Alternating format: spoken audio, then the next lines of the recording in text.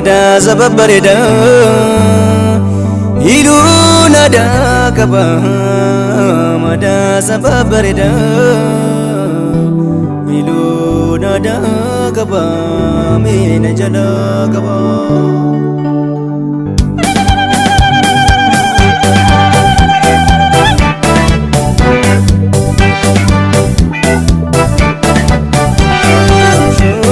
Shole kumare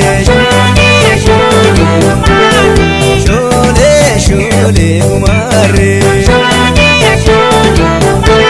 Barri sango da magala shilingi mukenula Barri durba babare walitti waamina Barri sango da magala shilingi mukenula Barri durba magala walitti waamina Sango tandaja sango tamiro manama wala tamurba padiro sango tandaja sango tamiro manama wala tamurba padiro padiro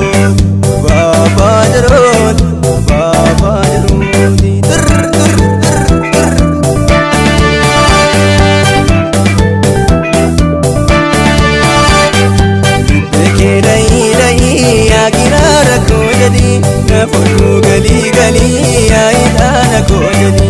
aidana taboro ya hidi mana boro mutu jamuna karo shakti tala karo awi kenya jana mena ya samale garchu shakti mor mama tabe na ya jamale largu andoli ya gogo pui ya shati karare kai sokiti gana kotui nani so karare ka Mare bibi kiltui ya madaku bajalan Mamare sili kiltui ya masaku lentana Muleki ya kakalo kana pagi ya mure Dadaleki ya michu mujati ya gore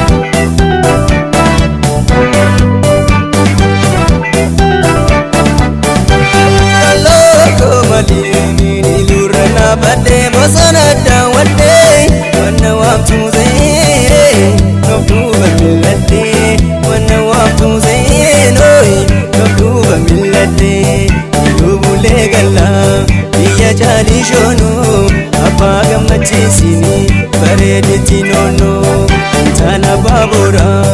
ishe iru kesai Kabenya mamatini, balfam teotesa Rangade gamada mako, nabigo tapori Dameko tapi taboni Antena dubistu shore ko marsi goda kori dameko marsi goda kori Nangade gamada mako tapi tabori dameko tapi taboni